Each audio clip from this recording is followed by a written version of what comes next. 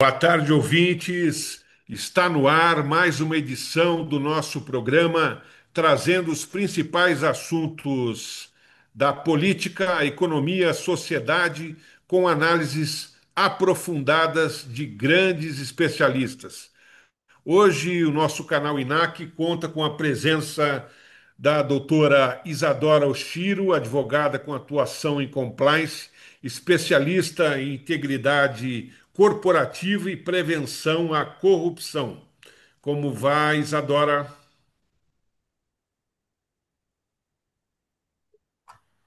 Boa tarde, Também, Francisco. Boa tarde a todos.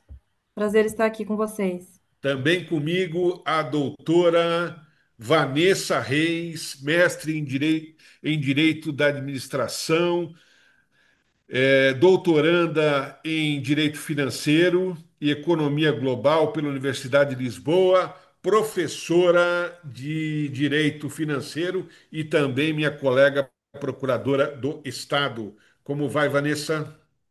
Como vai, Francisco? Bom estar aqui de volta no programa, e tendo convidados que eu ainda não conhecia, porque quando a gente passa por esse programa, a gente vira todo mundo amiga. Doutora Isadora, doutor Rubens e doutor Rodrigo, que nós já nos conhecemos lá num congresso de compliance. Bom estar com vocês aqui hoje.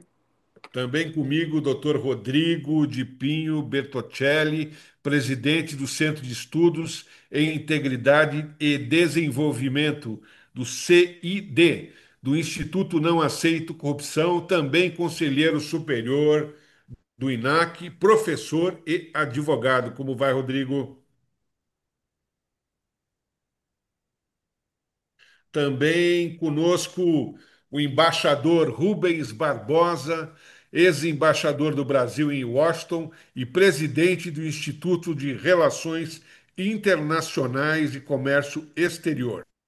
E vamos iniciar o nosso programa com temas absolutamente pertinentes e quentes, né? Começamos com o julgamento do ex-presidente Jair Bolsonaro no STF.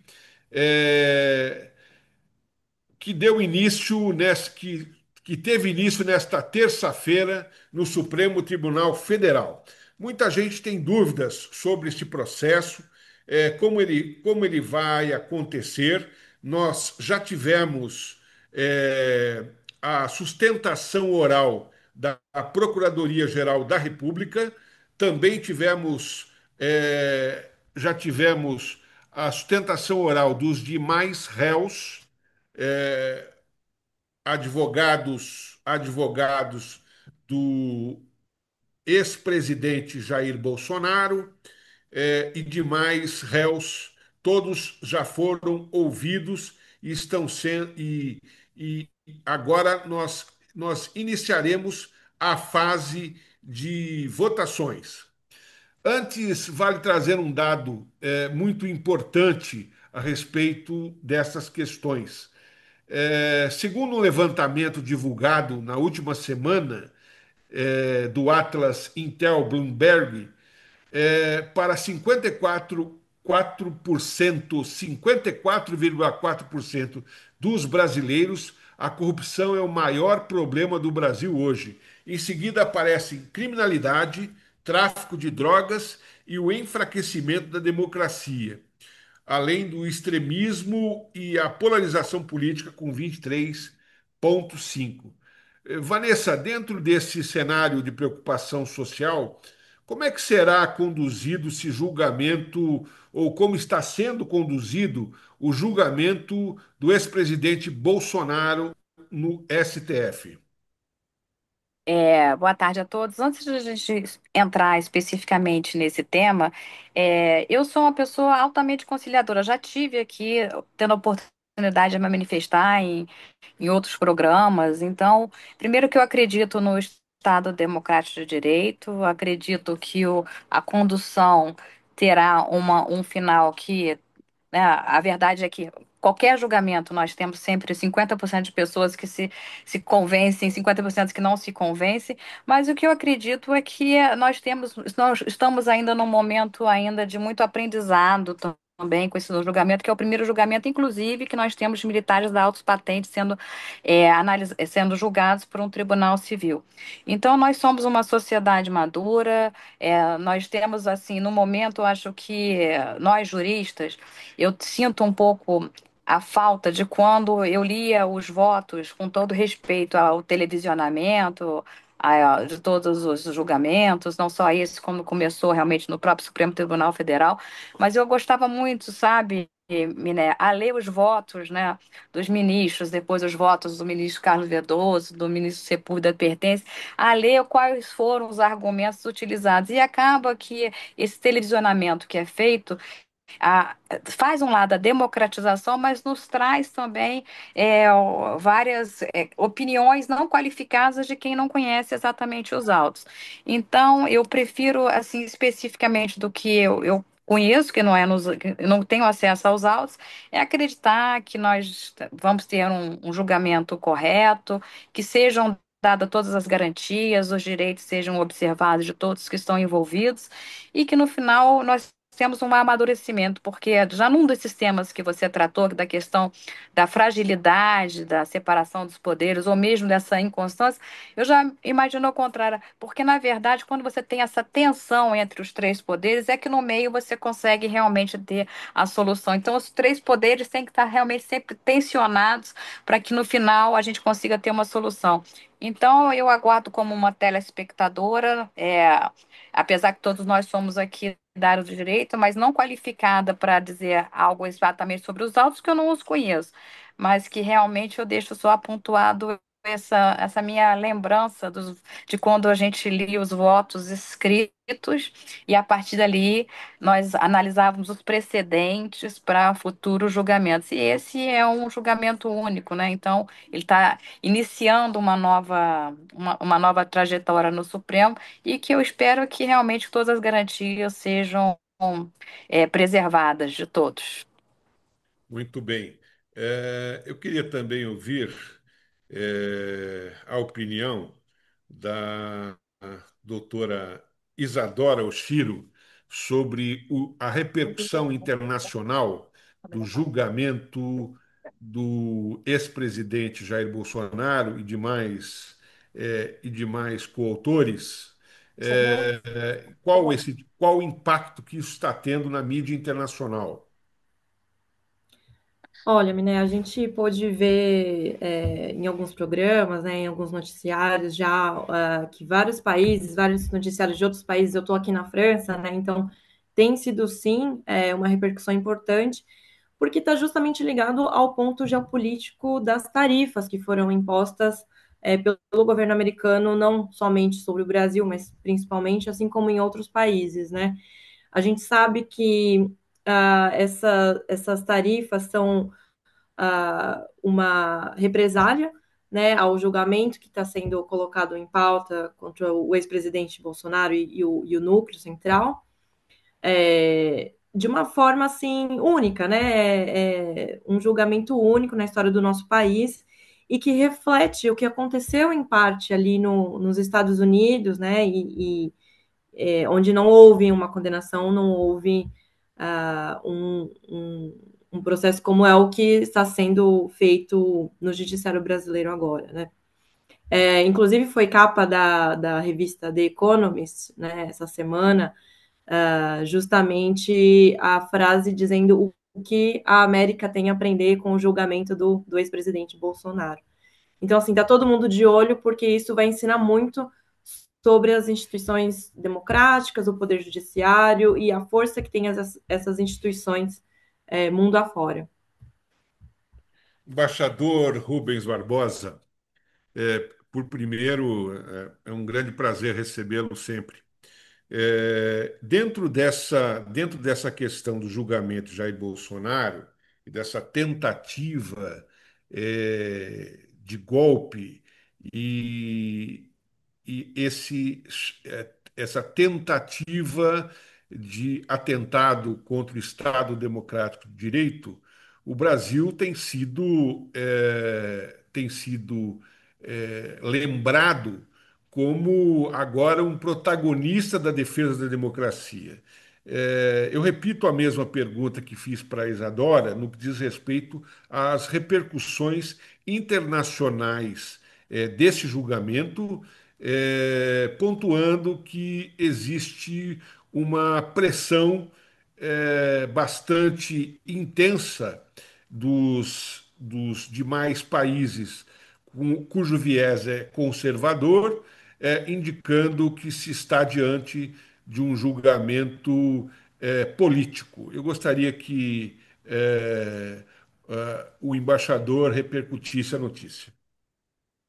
Olha, de um lado, você tem essa apreciação na maior parte da mídia internacional, né? E de outro, você tem a posição do governo americano. A posição do governo americano é muito crítica do processo todo e não me surpreenderia se houvesse consequências para os ministros, alguns ministros do Supremo, e para o próprio país, com medidas restritivas que poderiam ser tomadas lá pelos Estados Unidos. Então, o mundo está dividido, o Brasil está dividido. Eu acho que essas diferentes percepções, para mim, não são novidades, né? Cada um tem a sua narrativa e os Estados Unidos estão com uma posição muito forte, influenciada por ação lá em Washington da oposição ao governo aqui, e, por outro lado, o governo continua sem canais de comunicação com a Casa Branca. Tudo lá se resolve na Casa Branca, não adianta falar com outras pessoas. Então, eu acho que essa polarização em relação ao julgamento era previsível e está acontecendo. Muito bem, embaixador. Eu vou continuar fazendo mais uma pergunta. É, o Tribunal de Apelações dos Estados Unidos decidiu na sexta-feira, dia 29, que a maior parte das tarifas impostas por Donald Trump são ilegais, o que reduziria a força desse mecanismo como pilar de política econômica externa do ex-presidente. Indagado sobre esse posicionamento, o presidente Donald Trump optará por um recurso junto à Suprema Corte e já coloca essas medidas relacionadas às tarifas como algo fundamental para a sobrevivência do Estado americano. Eu gostaria que o embaixador repercutisse também estas questões sobre a égide de o que se chama de nova ordem mundial. Nós tivemos uma reunião recentíssima entre presidentes da China, da Rússia e da Índia, fora do eixo BRICS, mas repercutindo uma chamada nova ordem mundial, né? Que seria a OCX, né? Organismo de cooperação dos estados do Oriente, vamos dizer desta maneira, né? O que seria superior à metade da população do mundo. Como o senhor vê essa questão, do seu ponto de vista de estratégia comercial e o nosso posicionamento sempre alinhado com o Ocidente? Hoje nós não temos uma cara, né? Não nos posicionamos nem a favor do Ocidente, nem a favor do Oriente. Como é que nós deveríamos nos posicionar diante dessa nova ordem? Olha, primeiro que essa nova ordem ainda não está estabelecida, né? Essa reunião só foi possível pelas medidas do presidente Trump, né? Essa tarifaço que ele fez, que aproximou adversários, aproximou inimigos.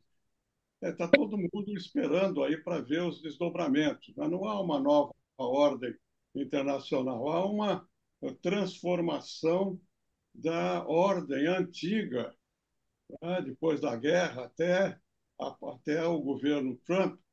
E o governo Trump embaralhou tudo o que estava acontecendo, enfraqueceu as organizações multilaterais, terminou um sistema organizado de comércio exterior e, com a posição em relação à Rússia por causa da guerra da Ucrânia, criou uma confusão grande, porque haveria uma inversão de alianças, né, em relação à Europa. Quer dizer, a Europa, que era o aliado, ficou adversário, e a Rússia, que era adversário, virou aliado.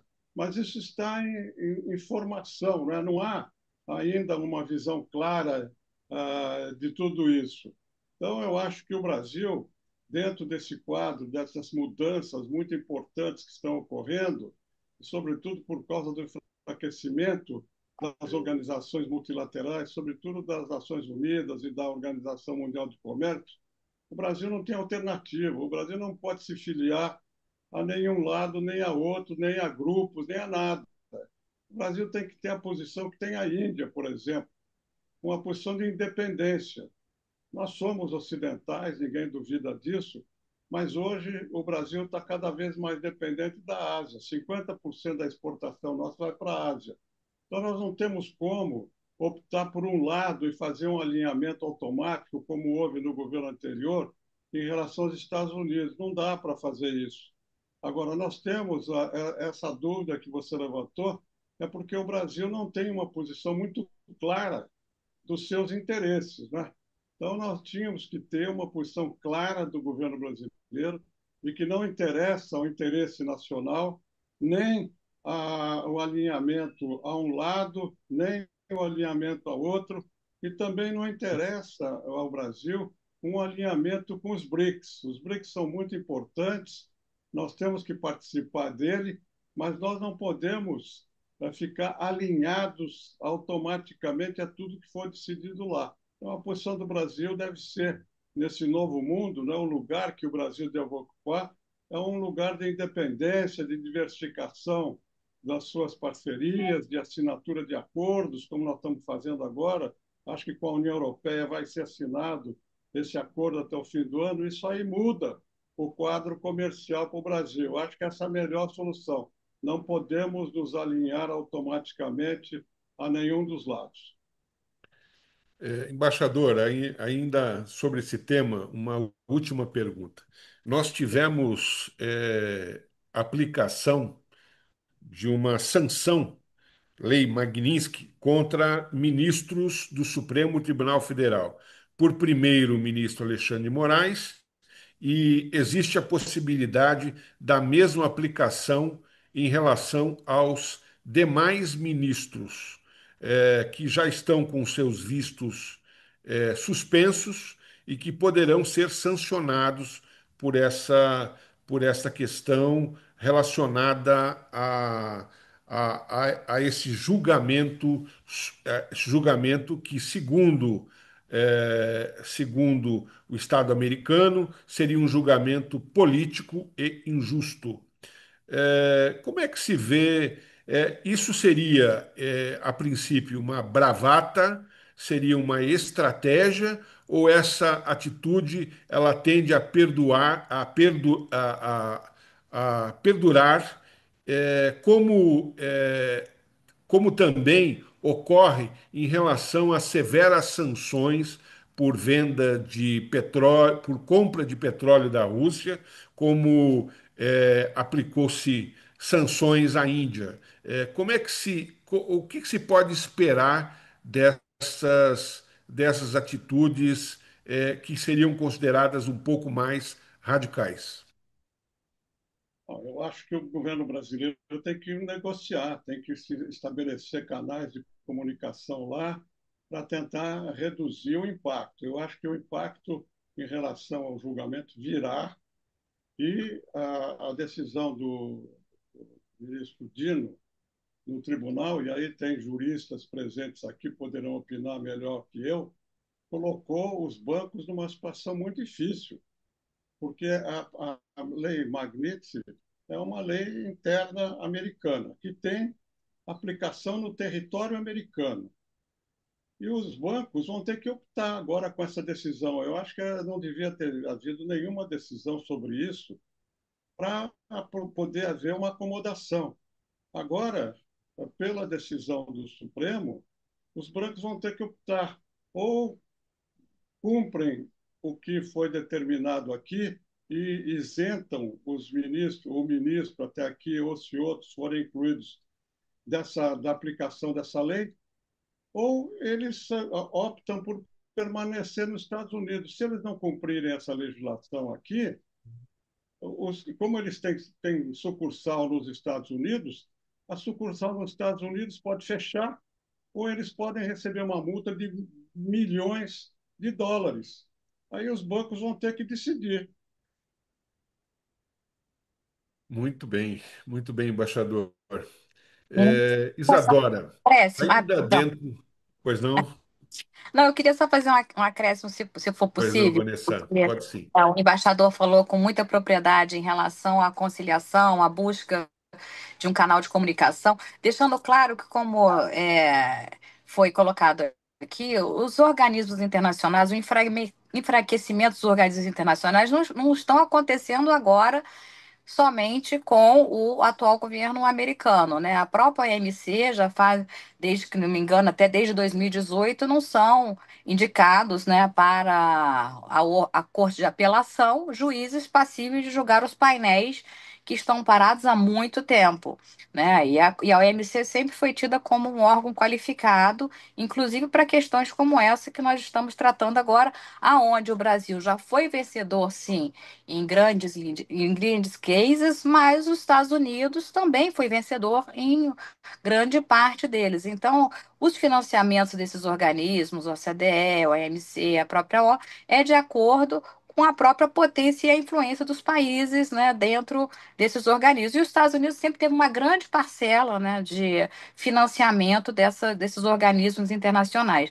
E ele vem revendo isso, diminuindo, e que é algo que vem sendo feito gradativamente. Então, o que a gente está vivendo nesse momento, eu acho que é uma ruptura total, mas que já vinha sendo feita, né? Que me corrija aqui o embaixador, já vinha sendo feita já há algum tempo, inclusive em outros governos. Então, esse movimento que nós estamos que fazer agora é um movimento sempre que deve ser sempre feito pelo Brasil. Nós já tentamos ingressar no OCDE, isso foi um projeto grande que foi um pouco abandonado agora, que a maioria das recomendações da OCDE nós já cumprimos, inclusive as questões de corrupção, e eu vejo que essa retomada que o Brasil deveria já estar fazendo e devia agora intensificar ainda mais para poder chegar num movimento, como eu disse, conciliatório, num movimento sem nenhum lado binário, né, que é o que a gente vive nesse momento. Vanessa, ainda dentro dessa ideia, você, como jurista, repercutiu de forma muito forte a palavra de todos os advogados de defesa neste julgamento sobre ameaça de rompimento do Estado Democrático de Direito, é, a solidariedade dos respectivos advogados à Suprema Corte no que se refere à eventual pressão ou intimidação dos seus membros relacionadas à Lei Magnitsky. Como é que você vê isso como profissional do direito e como advogada no que se refere ao papel do advogado é, como administrador da justiça? Como é que você vê isso? É, Bom, Francisco, veja bem. Eu vejo da seguinte forma: cada um tem a sua competência, e dentro da sua competência que nós devemos analisar quais são os desdobramentos dos atos. Então, dentro do que os Estados Unidos têm como competência, onde ele já aplicou essa lei, Então, deveríamos observar como são os precedentes e como foi a repercussão em outros casos semelhantes, né? A competência dele em relação ao que ele faz, em relação ao país e a aplicabilidade da lei que ele produziu, nós temos, né, como fazer uma defesa em relação ao que está sendo violado os próprios direitos humanos, que a gente pode se colocar assim, dos nossos julgadores nessa forma de pressão.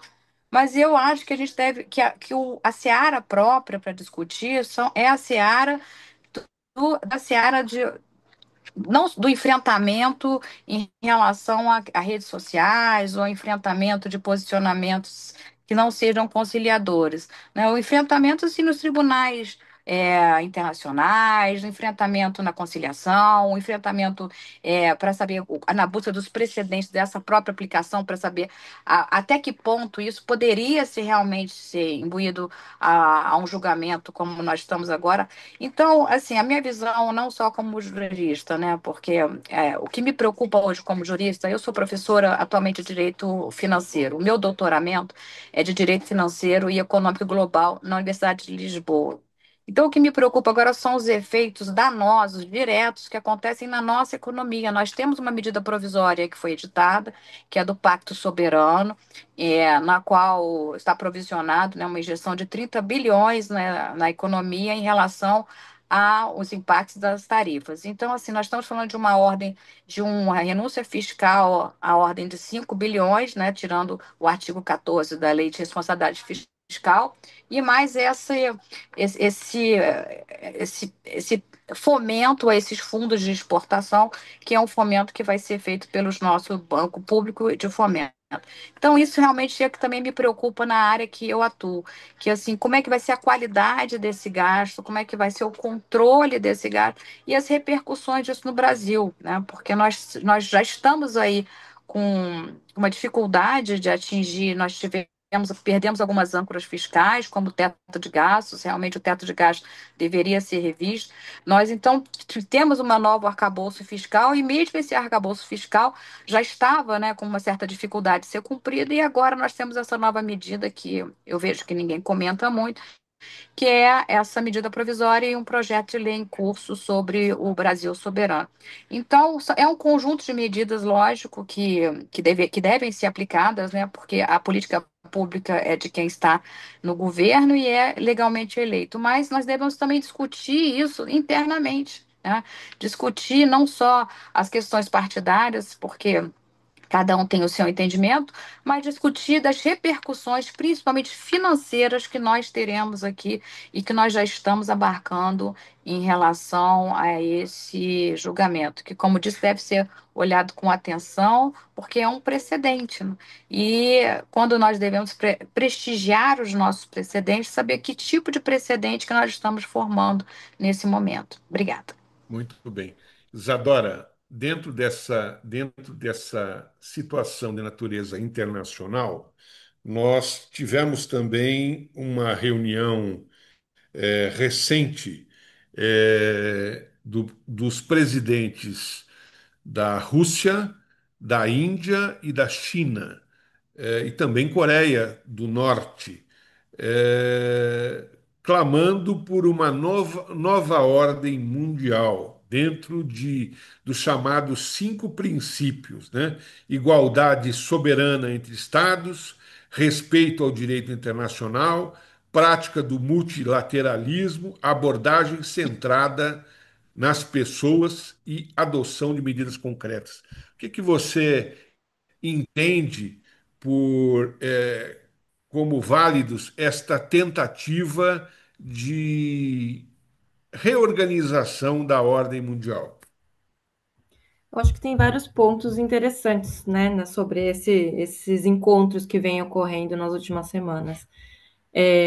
Quando a gente fala de soberania nacional, né, justamente se a gente puder ilustrar com o caso da Magnitsky sendo aplicada ali aos ministros, as sanções do governo americano sendo impostas, né, aos demais países, inclusive, né, países que têm, por exemplo, a Índia, que tem relações com a Rússia e por isso está sendo objeto de tarifas, né, similares ao Brasil. Eu imagino que exista uma ambiguidade, né? Porque a gente quer proteger as leis e as regulamentações que são aplicadas no nosso território, que cada país tem a sua soberania respeitada, mas ao mesmo tempo existe também a proteção de certos direitos em que há uma vigilância internacional a respeito, né? Quando a gente fala de direitos humanos, de direitos trabalhistas e violações aos direitos de voto, cidadania. Então, isso existe um consenso, né, internacional e que como ter esse standard, né, de direitos respeitados com a sua soberania também respeitada. Eu acho que é o desafio político que vem pela frente, com tantos diálogos acontecendo. Muito bem, eu vou continuar com você, Isadora, porque nós tivemos uma pesquisa do Instituto Locomotiva mostrando que 85% dos brasileiros defendem a regulação das redes sociais. E esse dado é absolutamente mais curioso e tem um recorte político, porque o apoio chega a 94% entre eleitores de esquerda, e mas também repercute com 75% favorável pelos eleitores de direita, revelando um consenso a respeito desse tom, desse tema tão sensível. Abordado sobre a questão da regulação das redes pelo Supremo Tribunal Federal, que tem discutido sobre o tema, foi até ilustrado que numa consulta à inteligência artificial da Meta, é,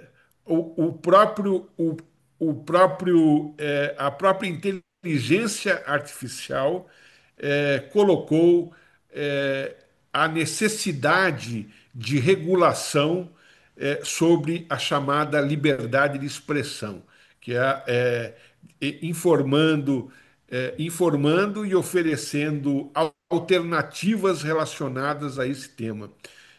Como é que você entende que possa ser importante essa regulação no campo não apenas do direito, mas sob o ponto de vista internacional, já que a comunidade europeia foi uma das primeiras a regular essas questões envolvendo redes sociais e internet?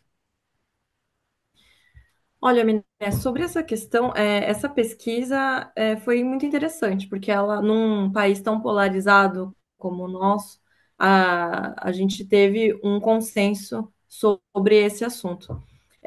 Teve também muita repercussão em mídia, né, em questões sociais, recentemente, com influenciadores conversando sobre o impacto em adolescentes e crianças dessas redes sociais, plataformas digitais que ainda então não estão reguladas, né? E que é necessário, é urgente essa regulamentação né, pelo legislativo, já que a gente já tem uma decisão que foi emitida pelo STF em fim de junho, no sentido de responsabilizar tais plataformas, já em alguns casos onde crimes né, sejam cometidos, ali onde tenham postagens de certos conteúdos de racismo, que infringem os direitos de criança e adolescente, fake news, mas como obter a execução, né, e punição de certos desses tais crimes decorrentes dessa decisão, né? Então, assim, entendo que tem um projeto de lei já em andamento, né, para que essas big techs possam ser responsabilizadas pelas postagens desses conteúdos, e que a gente precisa, então, chegar num consenso também com a oposição dos tais limites sobre a liberdade de expressão e do que vai ser considerado como censura ou não, para evitar a apropriação política de um projeto de lei como esse, né? E cuja aprovação é urgente na realidade que a gente tem hoje das big techs. E sobre ainda um viés mais geopolítico, novamente, as tarifas, né, que tem contexto de represália, também são com relação à regulamentação dessas big techs no Brasil, né? Onde a gente teve o governo americano dizendo que os países que incomodarem essas empresas também serão sancionados, né? Então, existe um protagonismo do Brasil também nesse sentido agora, com relação ao julgamento do ex-presidente, mas também às big techs. Muito bem. Vanessa, ainda dentro dessa ideia e desse tema, como o governo do estado do Rio de Janeiro tem lidado com essas questões e tem tentado influir, né, no Congresso brasileiro no que se refere a essa regulação? Certo que nós temos uma pequena distorção cuja matéria deveria ser discutida no âmbito do Poder Legislativo. Como é que você vê isso, sob o ponto de vista da tripartição dos poderes e sob o ponto de vista da importância do tema? Bom, Francisco, assim, a gente não tem, eu não tenho dados suficientes para dizer como, né, como representante do governo do Estado de Janeiro, pode dizer sobre essas questões da influência, mas eu posso dizer um pouco do que eu acompanho, inclusive quando eu estava aí, como está a nossa prezada colega Isadora agora, ela está com notícias mais quentes do que quando eu estava em 2019, 2020 e 2022, sobre essa regulação das leis de serviços digitais na Europa, né? Eu acompanhei também quando a LGPD começou aí, eu ficava com, mas por que que tem que proteger tantos dados? A gente ficava naquela dúvida e agora a gente no Brasil tivemos um grande salto tecnológico, digamos assim, não só com a Covid, mas também na proteção de dados. E a mesma linha, eu acho que a gente tinha que seguir aqui no Brasil com a proteção, né, dos serviços digitais e a própria regulação. A regulação não é censura. Acho que a dificuldade, que mais uma vez a gente está sempre polarizando, isso que é muito ruim, né? Está sempre polarizando o que é certo e errado. Nesse caso, até polarizando, está todo mundo de acordo. Olha que interessante, né? Realmente é muito interessante. Mas que contra crime todos somos favoráveis a não ter na internet, né? Acredito que o que aconteceu lá com aquele rapaz, um influencer, que demonstrou ter crime sobre as crianças, todos sabemos que não.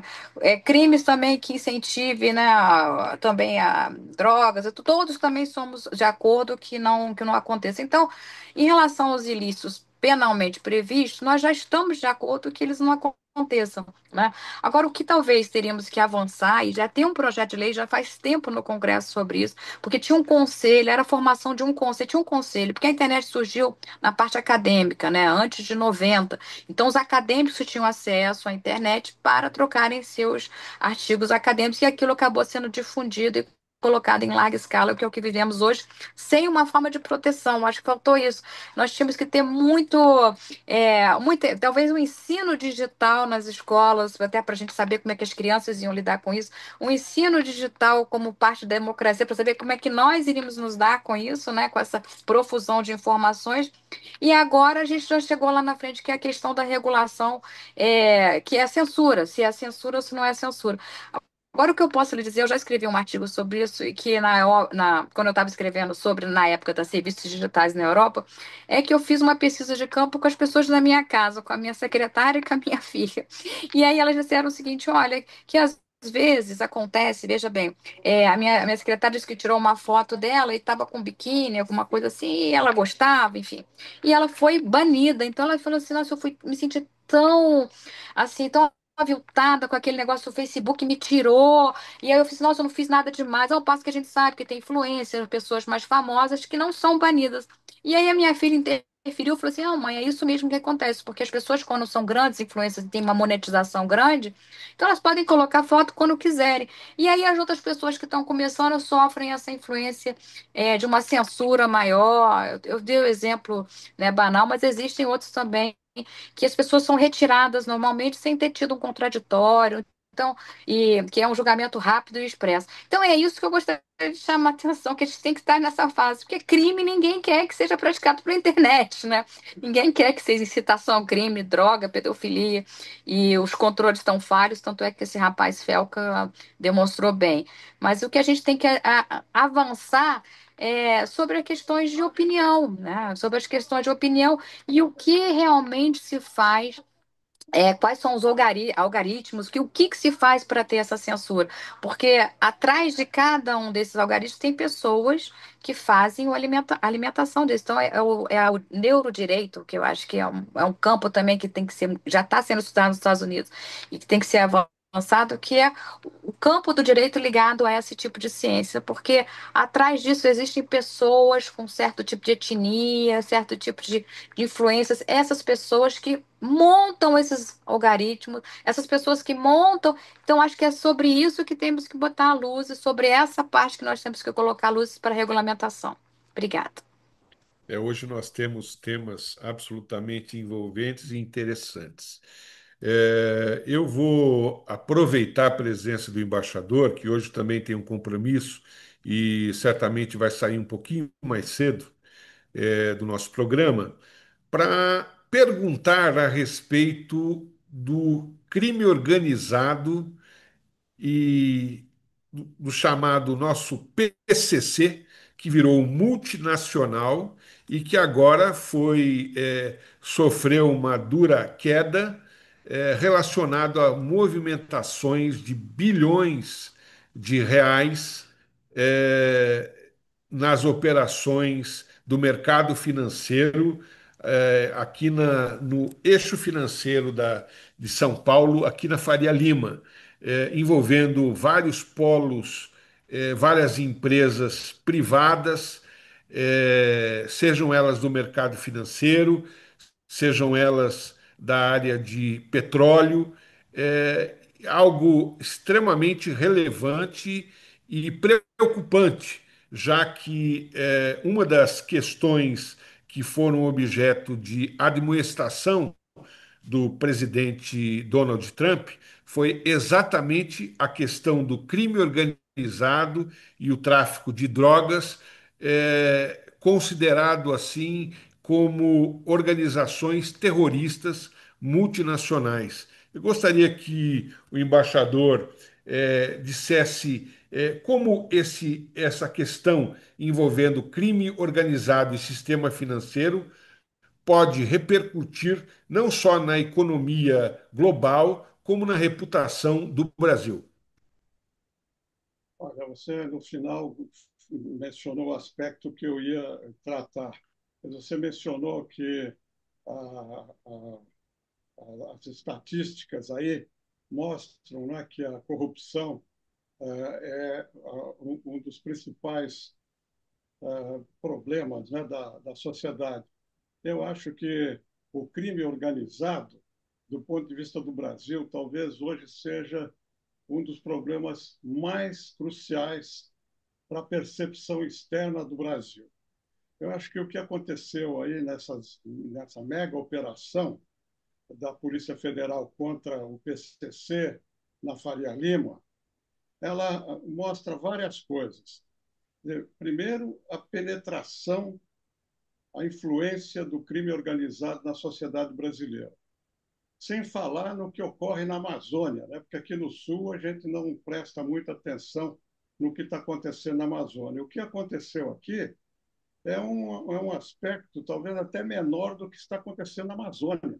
E ninguém se preocupa com isso, não é? Tanto contrabando de armas, contrabando de drogas, como a grilagem ilegal, a ocupação da grilagem de terras indígenas, enfim, é um problema do crime organizado brutal. E mostrou também, primeiro, que o governo brasileiro não está muito preparado para isso. Quer dizer, a COAF não tem como acompanhar isso, essas operações. O Banco Central resolveu agora, depois do fato ocorrido, regulamentar as fintechs e nós tivemos um caso de vazamento da informação para o crime organizado. Quer dizer, então, essa operação foi muito importante, mas você viu que já está acabando, já não se fala muito mais nela, porque tinha que apurar como vazou essa informação, por que o COAF não está organizado e como ampliar o combate ao crime organizado no Brasil inteiro, porque não é só aqui no Brasil, no Rio de Janeiro, a soberania brasileira no Rio de Janeiro, em alguns lugares aqui em São Paulo, no Amazonas, não é exercida, né? Porque o crime organizado ocupa e a polícia não entra, né? Nós sabemos da situação nas favelas lá do Rio, sobretudo, algumas aqui em São Paulo. Então, isso causa, como você mencionou no final, causa um problema grande para o Brasil. Quer dizer, a gente tem que discutir um lugar do Brasil no mundo nessa grande mudança que está acontecendo.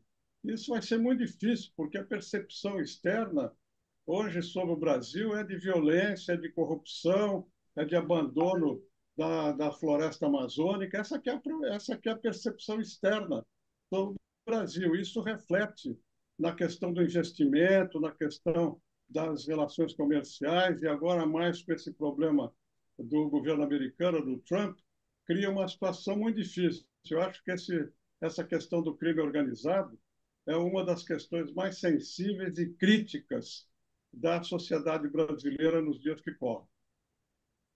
Muito bem, eu quero agradecer a participação do embaixador Rubens Barbosa, que, mesmo tendo compromisso, participa aqui conosco. Nós vamos continuar. Embaixador, muito obrigado pela sua participação. O Obrigado. senhor está sempre convidado, e sempre nós aprendemos muito sobre política internacional. Um grande Muito abraço. obrigado, obrigado pelo convite. Um grande abraço.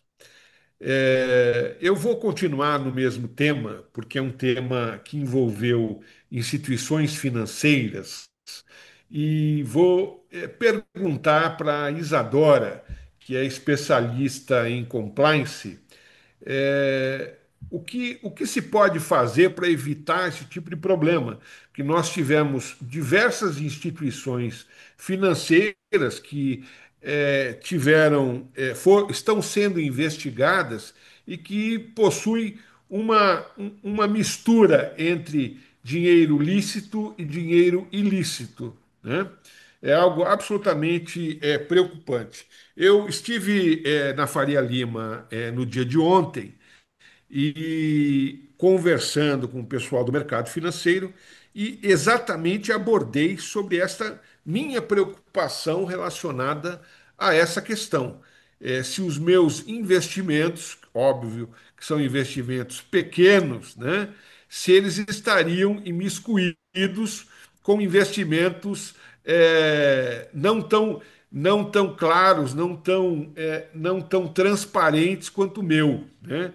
E que, eventualmente, dentro das aplicações de um fundo de investimentos, se isso não teria uma repercussão negativa ou um encerramento desse fundo relacionado a essa fusão. Eu gostaria que você enfrentasse esse questionamento e dissesse o que pode ser feito, o que já vem sendo feito no Brasil e também no exterior relacionado a esse tema.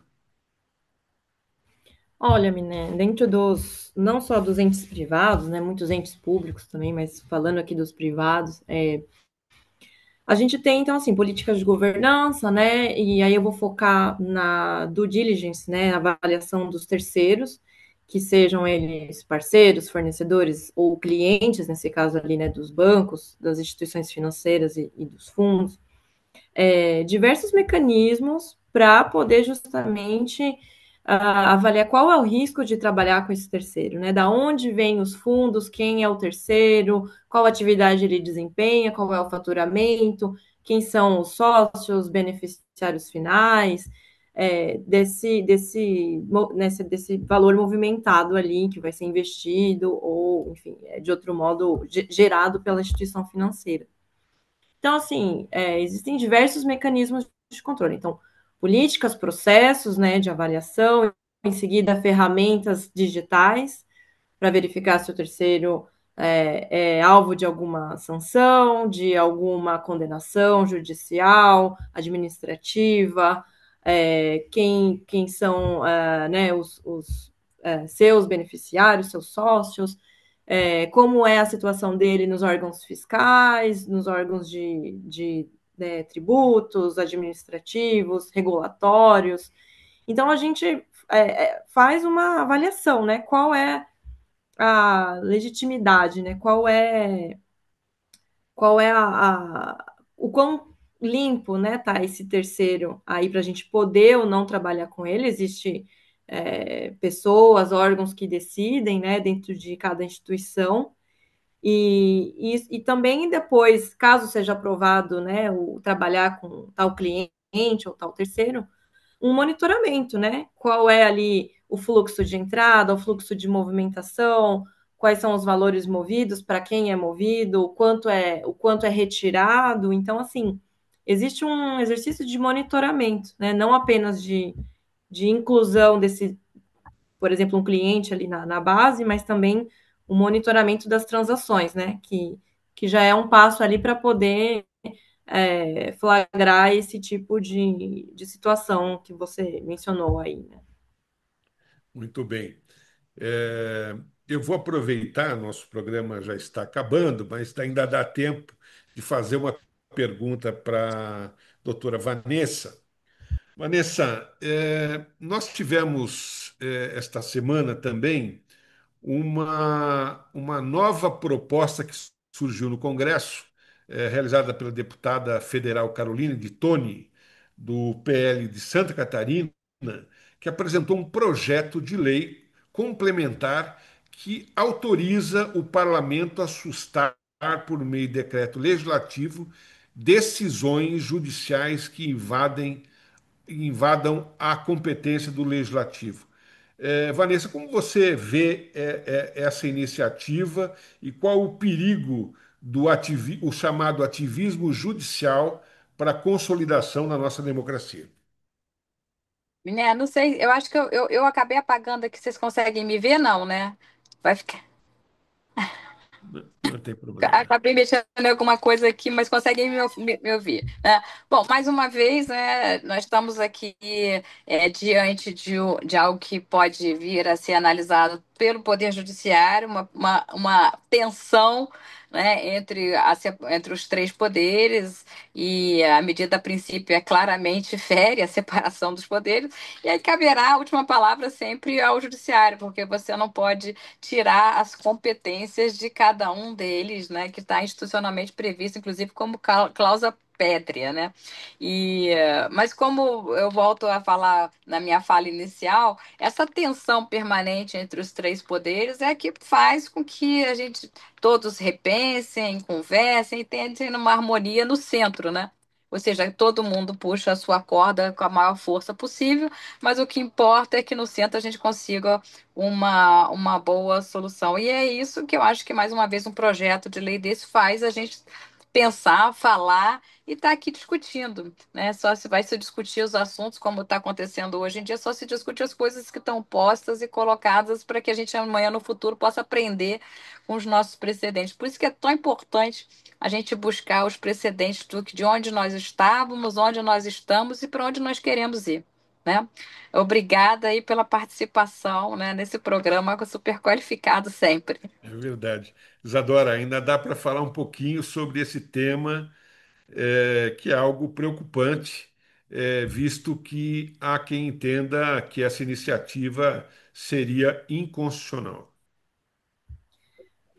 Esse projeto de lei, eu acho que ele também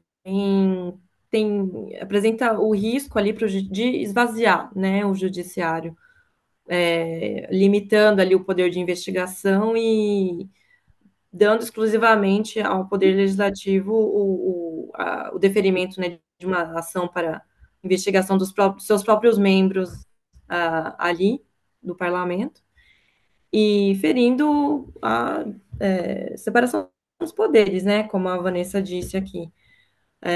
Existe um claro interesse político nisso, mas que justamente há uma divergência entre os próprios partidos ali presentes e diferenças entre que vão além da oposição e do governo, né, da situação. Muito bem. Estamos concluindo o nosso programa do canal INAC. Foi um grande prazer receber a doutora Isadora Oshiro.